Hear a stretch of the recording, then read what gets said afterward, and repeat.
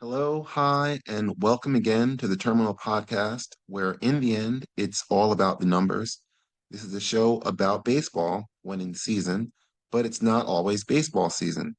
I'm your host, and we are broadcasting high above Civic Center Station in downtown Atlanta. And tonight, we're talking about infrastructure and roads like the one you're hopefully seeing before you, maybe a little blurry, but what it is part of the James Wendell George Parkway, a concrete stretch that was planted into neighborhoods in downtown Atlanta, regardless of the residents, and runs from Hartfield Jackson Airport through the middle of the city and beyond, connecting the largest city south of the Mason-Dixon line. Now, as you can see, it stays busy at all hours, and the road itself is horrible.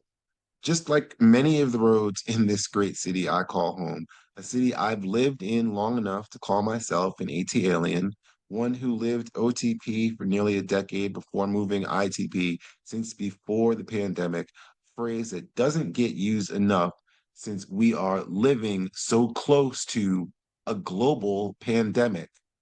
But another discussion for another day. Uh, I've driven 316, 575, and many of the other random roads that get called out by local traffic teams every morning as commuters attempt to get from their home to work. They need to know about the traffic on these roads because few people can live near where they work, so they're forced to commute by these roads, and that means driving a car because taking a bus or using public transportation is not a viable option. That it is an option is laughable because MARTA, the I have the proper name for it, but the Metro Atlanta Regional Transportation System, essentially MARTA, is like another acronym made made famously known to me by famously great comedian George Carlin. It's called NIMBY, or Not in My Backyard. I've made this joke since I first arrived in Atlanta, which was over 20 years ago, and saw this situation and drove around and saw it and was told the reason why the transit line is incomplete. I reckon most of y'all aren't from around these parts because in the 1960s, one could sell the populace on the notion that criminals, can't see the air quotes there, but criminals from the city were going to get on the subway. They're going to ride out to your suburban home. They're going to break into your home, steal your things, then walk back down the street because they didn't drive to the train station with your stolen goods and travel back to the city. Apparently, easy as pie. It sounds ridiculous just saying it out loud, but it worked and works to this day because to this day, Cobb County is only connected via bus if you don't have a car. Even with the addition of the Braves on a scant sliver of land that they, for whatever reason, consider to still call Atlanta, the city of Atlanta. And although the backyard or whatever they call their little facility up there is way closer to Marietta than anything, public transportation is not a serious consideration to reach that stadium. MARTA, which I described earlier, was formed by an act of the Georgia General Assembly in 1965. In that same year, four of the five metropolitan area counties, that's Clayton County, DeKalb, Fulton, and Gwinnett, and the city of Atlanta, all passed a referendum authorizing participation in the system. The referendum failed in Cobb County. It failed then, and it would fail today, since adding a line to clear traffic for the 80 plus games a year that would have made sense. It would have made part of the building proposal as we're pulling this stadium way outside in the middle of this horrible traffic situation, which you all complain about. Let's build some sort of public transportation for it. Not even a thought. Instead, fans are advised which station to get to for a 15 to 20-minute bus ride north to the stadium. I'm not joking. The bus takes you to a mall parking lot where you get on another shuttle to get to the park. That seemed better than talking about a rail line or mass transit bus system, anything that doesn't add more congestion to roads that are ill-equipped to handle much of anything. And that's the beauty of this whole problem is with the wide scope of all this, I'm talking about actual infrastructure. The roads themselves are horrible. I've joked with multiple people since I officially became a citizen of Atlanta, since I've, purchased property and am now a resident of the city of Atlanta, that should I ever run for any type of city office, my campaign would be simply a trip down Marietta Street from downtown, right in the heart of downtown, next to Underground, that goes that becomes Decatur Street for a heartbeat before becoming DeKalb Avenue. It's the same road. It's one that's familiar to local residents since Waze or Google Maps, whatever, is more likely to send you down I-20 or Ponce or Memorial, anything that isn't this road to residents who've been on it and know about the potholes and the horridness of the road itself. And even after they paved it and made it flat and clean in some places, they still found a way to keep these huge potholes that are damaged areas that make it weaving around like you're playing Mario Kart. But if you see someone on Decatur, Marietta, the cab that's weaving back and forth, that's because they know the roads. So you're probably behind an actual resident. Um,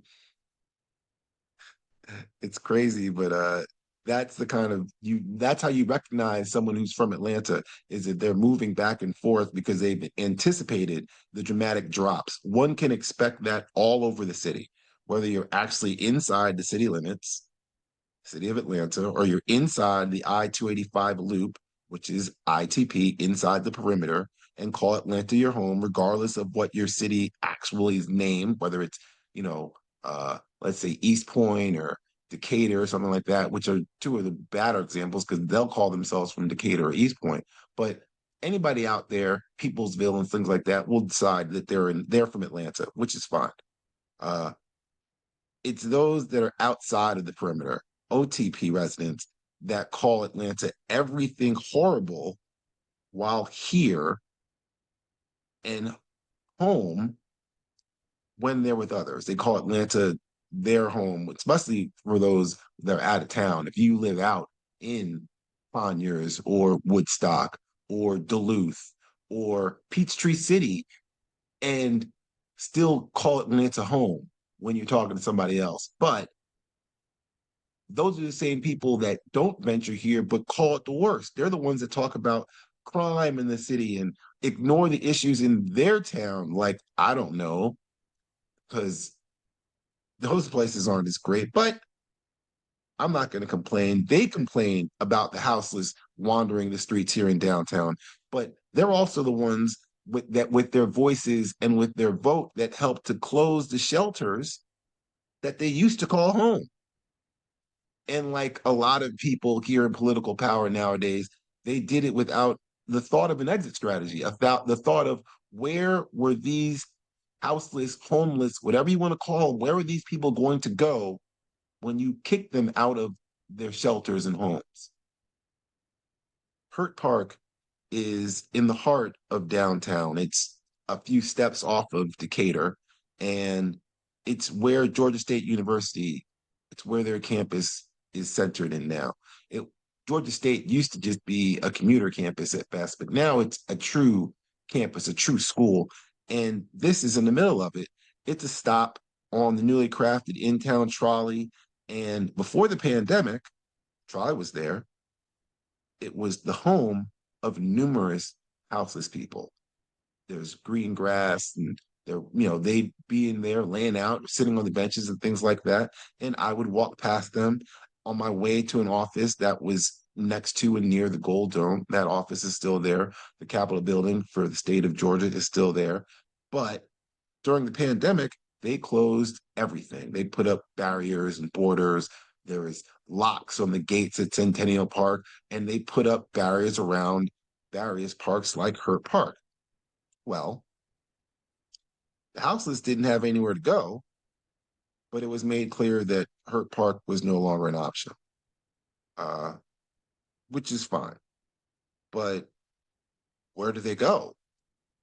As everything kind of did come back, they still aren't allowed in Hurt Park. They will show up on Sundays because the churches and those that feel good about themselves will come out and provide food and some things like that for those people, but they don't provide them a place to go. They don't provide them a place to stay.